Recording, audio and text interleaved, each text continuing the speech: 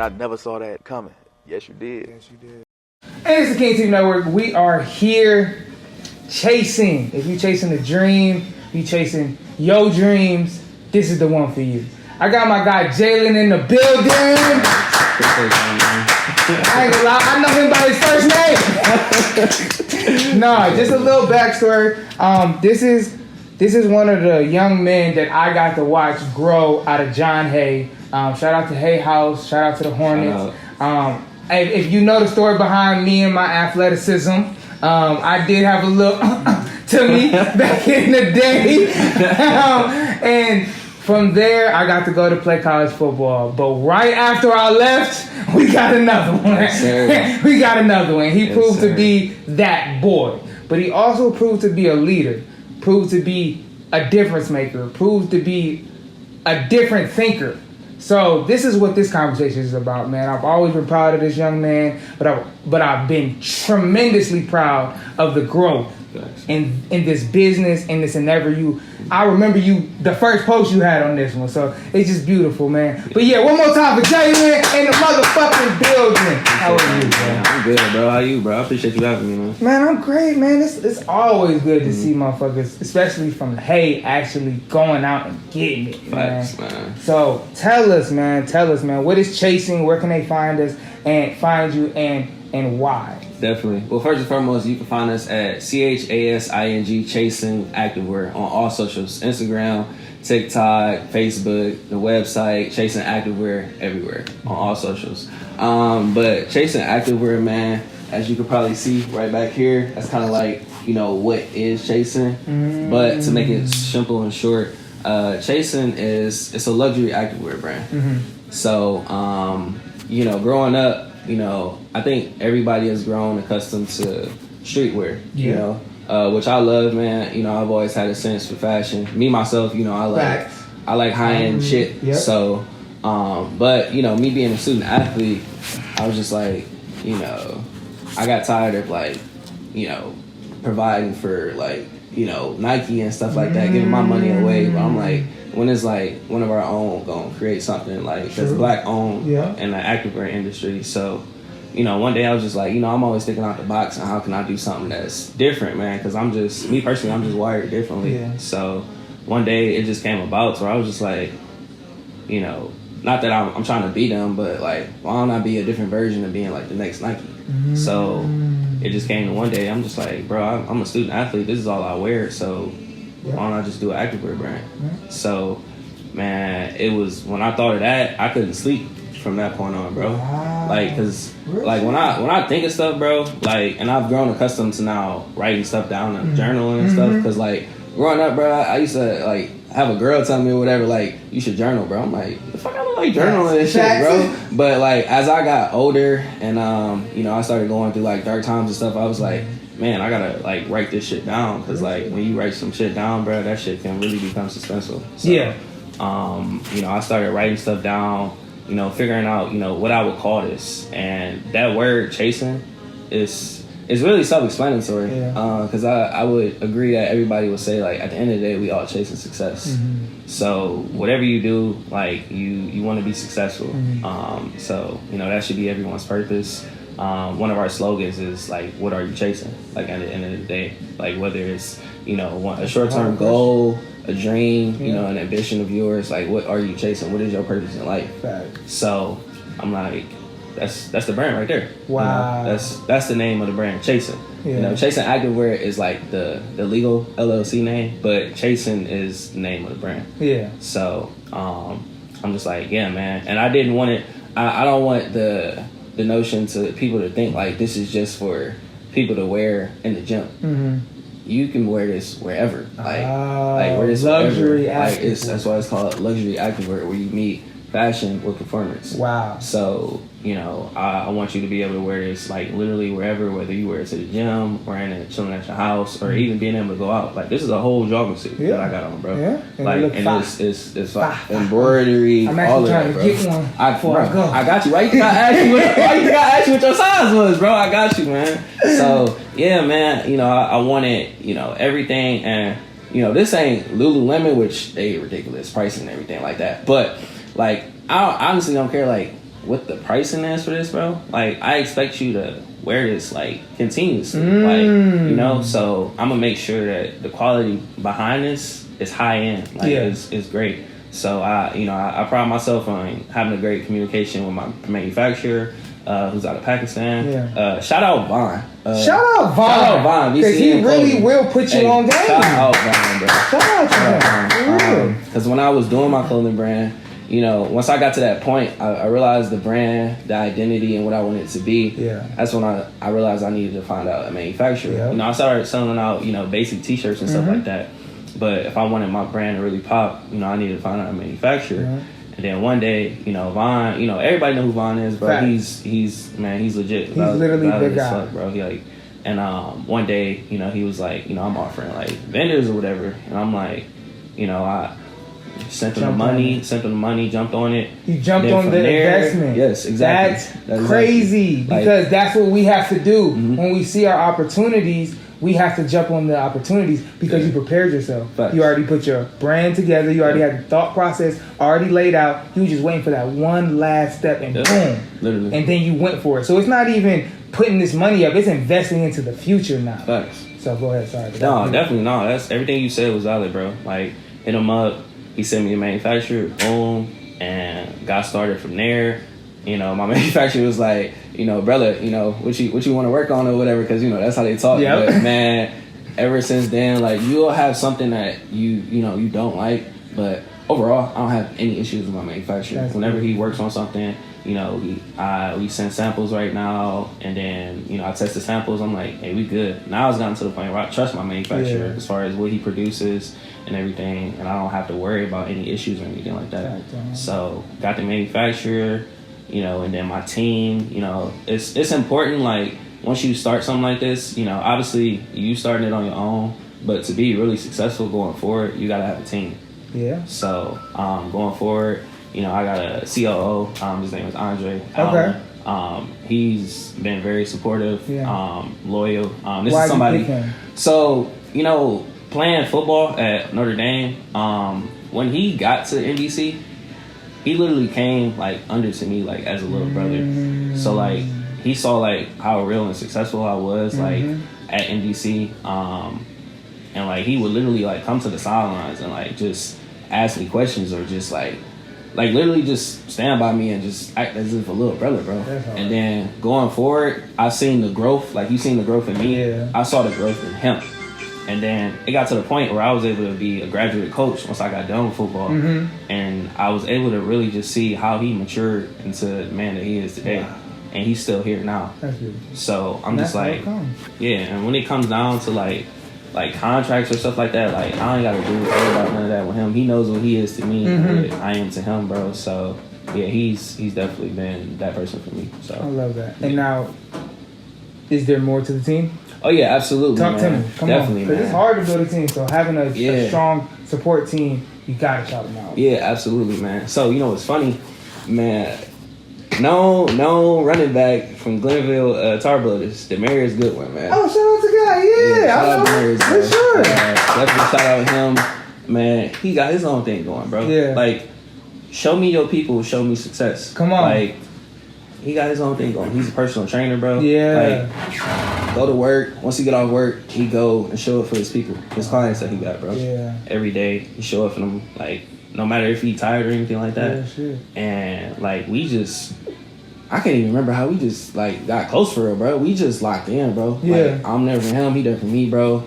And, like, he's participated in the photo shoots. You know, I've given them, like, stuff, like, and stuff that I didn't even have to give them, like, free stuff or whatever. But I show love. I'm the type of person, like, I'm just a servant leader. Like, I will put you before me. Like, I want you to eat before me type shit. So, like, them two individuals have really been very, like, supportive ever since I started this. I love that.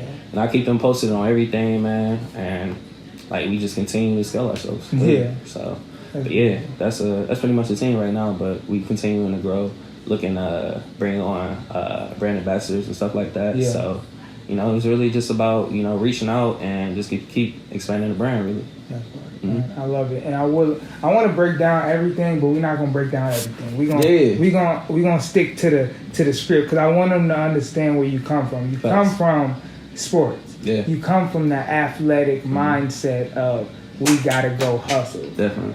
So take us all the way back, man. Like, take us even before I met you. Like, where was you at? Because you was already like the guy at John Hay. So like, you was already playing ball, obviously. So take us all the way back, man. Where did sports start for you? Yeah. Started with my dad. You know, he was a former quarterback. He actually went to Lincoln West High School. Yeah. You know, they asked, but you know, it is what it is. Was they asked back then too? Yeah. Oh, it's been like 50 years, bro. Oh man. I thought they might have been nice back then. Definitely, but they still trash. Man, my dad was a quarterback, man, but he was a man for sure. Though. So, you know, it really started one day. I was watching. It was this show called The Backyard Basics, where it was like a, you know, and it was this little kid. I think they called him like Pablo, and they would have like all of like, you know, the really good NFL players like Tony Gonzalez, Terrell Davis. Terrell Davis is really what got me started to play football for real. Yeah, Terrell Davis. I was really fun. I'm like, I could play running back, bro. Yeah. But how I started my journey with Sims Raiders. Shout out to the Raiders. Mini football team. Yeah. So when I got on there, when I started playing football for like my division, I was like the biggest. Oh really? Kid. Yeah, I was like the biggest. At what kid. age? I think I started at like 8, 6, something like that. Yeah. Started on the midget division, and you know, I was a lineman, offensive lineman and defensive lineman. So was that. and bro, That's people, bro. And like when I tell people that, bro, like even when I told Coach D, he was like, "The fuck? Like, you were an offensive lineman? Like what?" Yeah. But hey, sometimes that translates. Yes, because you respect so much more of the O-line, D-line. Exactly. I respected them so much hardly when I had to get about it there. Like, and that's what I loved about when I got to high school and I was playing running back. And then even when I got to John Hay, I started as a receiver. That's what we'll get to. My hands are like really what got me like my hands are everything. But yeah, I started with Sims Raiders, man. I played lineman my whole career, mini football league, and then I scored my first touchdown playing Lake Erie Sharks, and from there it was kind of on. I knew what I was gonna be when I went to high school. I'm like, you know, this is that phase of life, you know. But then once I got to high school, I knew what I wanted to do, and I wanted to be like, I wanted to be. So you were transitioning, at that time. Real shit. Yeah, that's where it started. And once I got to high school, you know, like I said, my hands are really what caught attention, really, because like they knew I could catch. You know, we had Malik. You know, I thought you was gonna be there, man. I was like, damn, but you know, we still had Malik, so I'm like, damn. Yeah, because Malik was 1 year younger than me. Yeah, shout out Malik, man. Shout out Malik. You know, still playing. Yeah, still playing, and you know, we had the opportunity to play with him. You know, me, Javon, Trayvon, Atkins. You know, it was a lot of good talent and depth that we had. Absolutely. So, you know, I started as a receiver, and then after a few games, our running back, Malik Bailey, he ended up getting hurt. Shout out. Yeah, bro. Shout out Malik, man. Yeah, but he ended up getting hurt, and then, you know, that's when I started playing both positions and started really getting the feel for the position, and then started the whole way there. See, the first time I came back, right? So boom, I leave, go off to college, come back to, I want to say maybe the second season after I'm gone, and you're established. But I'm hearing about you, so they're like, yeah, this is kid. He look just like you. He run just like you. I'm like, already? I'm like, damn. Then I see you, and I'm like, oh, he really do. He really do get it in. And I'm like, all right, bet. So to hear the real transition, it was like, that's kind of how my mindset was too. Like, I did a little bit earlier, but I was still like, nah. Like, once I scored my first touchdown, it was over. Yeah. Like, you can't tell me I can't do this. Like, it's over with. So that's beautiful, man. Yeah, man. So yeah, that's where it really started, man. Just did you have aspirations for college? Yeah, definitely had aspirations for college. So that was your focus. That was definitely my focus. I knew I could play football in college. Yeah. And you know, throughout my high school career, you know, I did very well. You know, stayed healthy, never got injured, never missed a game in my high school, which is very, very, very thankful and very fortunate. Absolutely. So I was recruited by Notre Dame, And everything that I did at high school, you know, because I've just always been a versatile person. And like I always like being able to do multiple things. So not only did I play running back, play receiver, kick returner, punt returner, even play defense too. In college? Yeah. Well, in high school. Oh, in high school. But then when I got to college, they recruited me to be an athlete. I wasn't even recruited as a running back specifically. Wow. I was recruited as an athlete because they saw my tape. They knew I could catch the ball. I could return the ball. I can play running back. I can do everything. Yeah. So once I got to college, I ain't gonna lie, I was out of shape as hell when I got to college, bro. My freshman year, I was like literally disgusted. And after my freshman year, I was like, I will never let this shit happen again. So fast forward to my sophomore year, I was in the best shape of my life. I changed my diet. I became like pescatarian, and then I actually liked running once I like was making that transition to spring ball. Like once I got from spring ball to summer, like I was really in the best shape of my life, bro. Like nobody could tell me shit. I would in practice, I would run, go score a touchdown, come back, and I would still get my reps. Like you ain't taking me out. Like I'm coming back and get my reps. I don't give a fuck. Like type shit. And I was not tired. Real shit. Like had you gained a starting role at that time? Yeah. So my sophomore year, I was starting on kickoff. Real shit. And I was punt returning as well. And I was the number 2 back. Real shit. My sophomore year. Beautiful. So this dude is the NCAA all time leading rusher, and he plays for the Denver Broncos right now. Jaleel McLaughlin. Like, really? That dude, I was behind him. Like, shit. he was. If I was to ever believe aliens existed, that nigga is one, bro. That's how I feel about my nigga Hurd. Shout out to Hurd. That nigga's an alien, bro. I remember one day, like this nigga was like, "No, I don't drink water." He was like, "I drink Sprite and Gatorade." I'm like, "The fuck?" This nigga never cramped. He never cramped.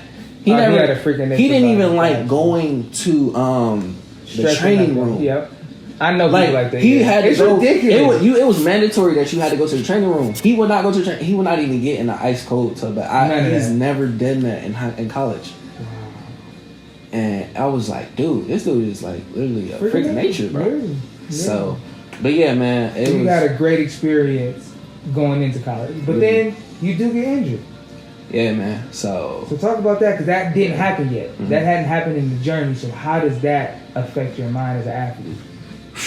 Highly unexpected. ACL, right? ACL, yeah. Highly unexpected. So, like I said, going into my 2019, the best year where I started, I was in the best shape, and literally we went to Frostburg State University, and under 2 minutes, I rushed for over 100 yards this game. Probably had like 50 yards and I was receiving as well.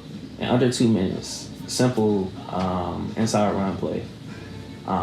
There's a corner who's coming at me from this side. And me, I was like just, cutting and stuff. I literally cut and I go into him at the same time, and I felt a pop. And I instantly went down. I'm like, what the fuck? And then maybe a couple seconds after that, it popped back in. And I'm just laying there, and my head coach is in my face, my trainer, everybody's like, you all right? I'm like, yeah. I'm like, get me up. Like, I'm trying to get back to playing or whatever. And I get up, I can't fucking walk. I'm like, am I like dreaming right now? I'm like, me? Like, the fuck? And next thing you know, my linemen are carrying me off the field to the sideline. Pain at this point? Yeah, I'm feeling like a little pain, like but it's starting to really hit me. Like my adrenaline is starting to go down. So you don't even feel shit at first. Yeah, and you like, just get me up. Like, what the fuck? Literally, and they carry me. My linemen carry me off to the sideline, and I'm on the bench. I'm like, what the fuck? My parents come down. This is a game my parents went to. Come down, make sure I'm alright and everything. I'm like, yeah, but like, is this shit real, bro? Like, am I like really injured? And they talking about, if we end up seeing blood or whatever, it may be an ACL. I'm like, this is shit I hear about in the NFL. Right. I'm like, me being injured, bro? For real. And I have to get carted off the field to the locker room, bro. And next thing you know, I'm on crutches, getting on the bus. Yeah. So next thing you know, I'm like, what the fuck? I get back home, my roommate, he like, what the fuck wrong with you? I'm like, I injured. And then that night was probably like the worst, because like my shit was just swollen as hell. So getting in the shower and everything, like my shit was swollen. So from that point on, I think 2 weeks after that, I had my MRI. It was ACL. So that was the ACL in that fall of 2019. And then fast forward, I had my surgery. And then next thing, fucking COVID. Right.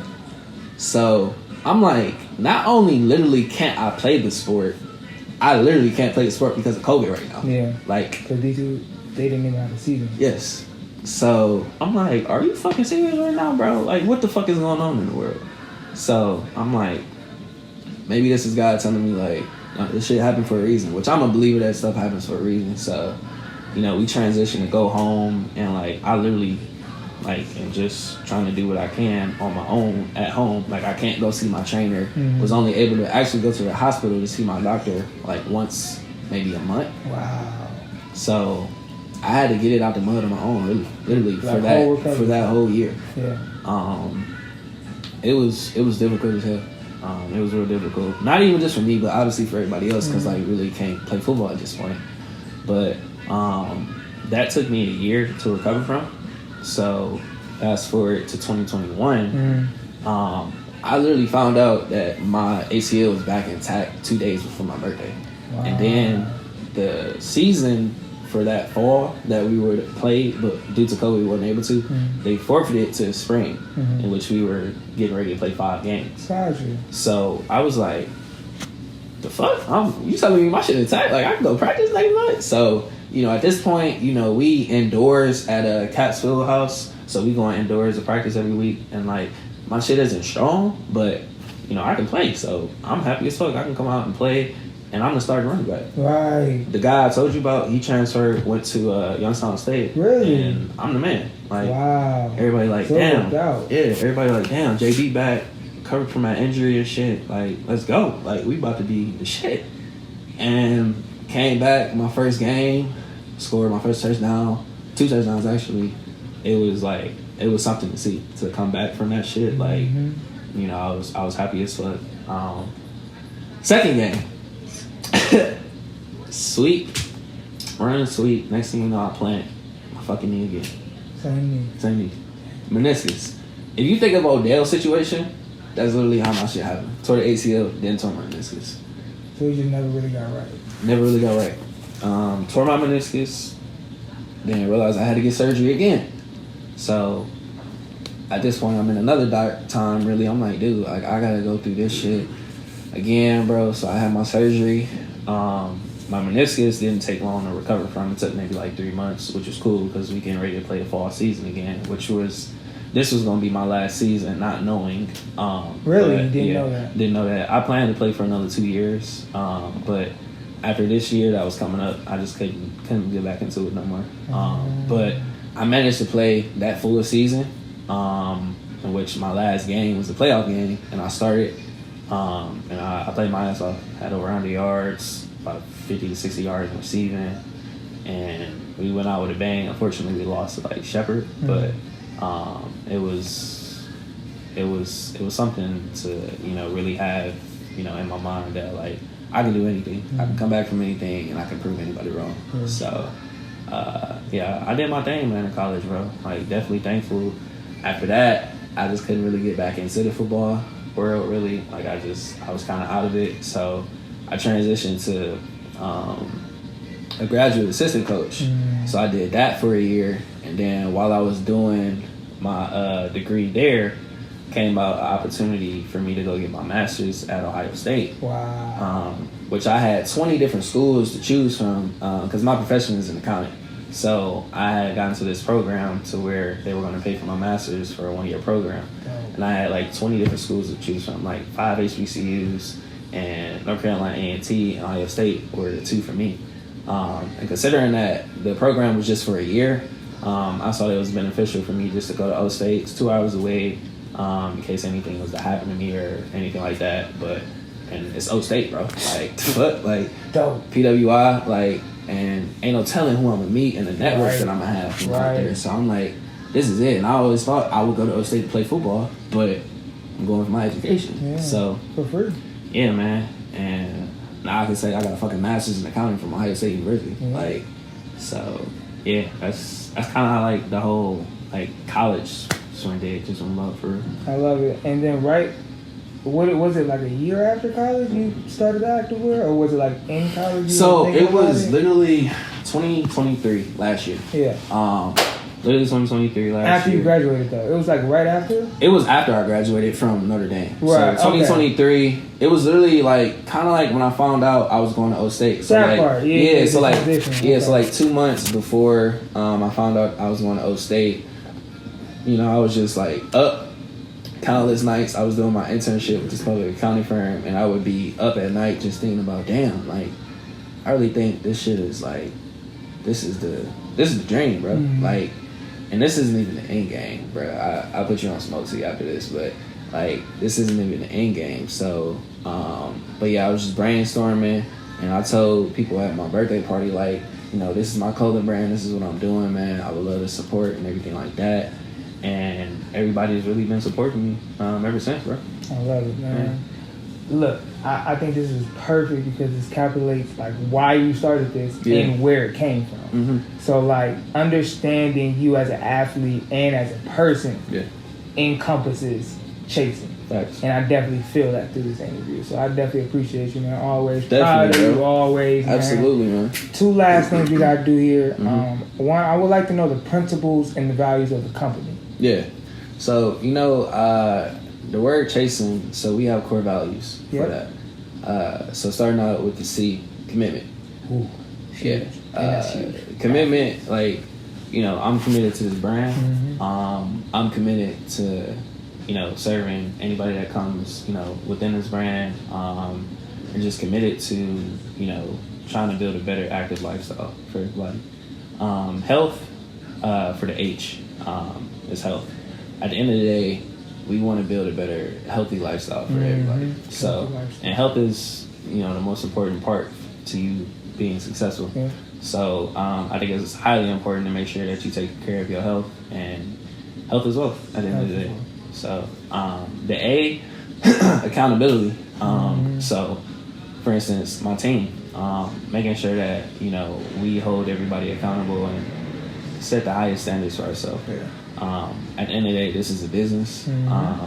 You know, this can be fun here and there, but, you know, we know what we're in this for strategically. Mm-hmm. So we have to make sure that we are doing everything that aligns with our strategic goal. Yeah. The S is, like I said, what are you chasing in life? To be successful. Mm-hmm. So at the end of the day, we want to be successful. We want everyone else to be successful in life. Mm-hmm. So that's what it is. The I is integrity, man. Wow. You know, at the end of the day, you have to be as respectful, as honest as you possibly can be. You know, and that's just being a moral human being, you know, at the end of the day. Damn, what's next after the I? We got the N. Notability, man. Networking, literally. So all we have to continue to do is network. You know, I work at a gym, so that's just free marketing for me, bro. So like just continuing, like 1,000 people checking at the gym. Wow. So like if I don't have them people knowing about my brand, I'm failing at life. Yeah. Like literally if I don't have nobody purchasing from my brand every day, I'm failing at life. I feel like, me personally. So I had to continue to set higher goals for myself each and every day. Yeah. So notability, like I said, just continuing to network and just expand our reach. Yeah. And the G, man, I am that person that I can be like highly appreciative. Like at the end of the day, it's gratitude. So if you take your time to pull money out your pocket to swipe or just to give me cash or whatever to purchase my products, bro, like I took my hats off to you because I put my heart and soul into this brand to make sure quality and everything is good, and for you to show your support and love for me. You have our highest level of gratitude, bro. So, yeah, those are the core values that we got right now, and you know we gonna continue to find out, you know, how we can build more off of that. And then the last thing we do is start getting off your chest. So, for you personally, what do you need to get off your chest? I think just letting people know, like at the end of the day, like you should be only competing with yourself. Yeah. You know, like for instance, this brand, like we not competing with nobody. We competing with ourselves. How we can make, you know, our brand be better. just competing with yourself. Me personally, like I said, I'm wired differently. Like, I have a whole storage unit that I use as a creative space and, to streamline our operations and to also do transactions for people here. Yeah. Nobody has done this. Like, I can guarantee you, bro. Right. And the content is coming for this. Like, I have inventory. I have a whole checkout area, a TV, speaker. I literally be chilling in here, bro, but also working at the same time. Mm-hmm. So like I said, I'm always thinking outside the box on how I can be different and just unique as fuck. Absolutely, man. You always are doing. Yeah. So and then also, I think it's just important, like, like I said, one thing we can never get back is time. Yeah. So I make it evident to, like, make sure that I'm getting everything that I can each and every day out of that day. So, because I don't believe, like, you'll have those people that say, like, I can't do this for you, I'm busy or whatever. Mm-hmm. You can make the time. Yeah. You can literally make the time for anybody. Like, if you can make the time to purchase from me, I can make the time to, send a simple text message that may take 2 seconds or whatever to send. Communication is key. Like, so I really just say, like, competition at the end of the day is you. In the end, we only have ourselves to blame for falling so deeply in love.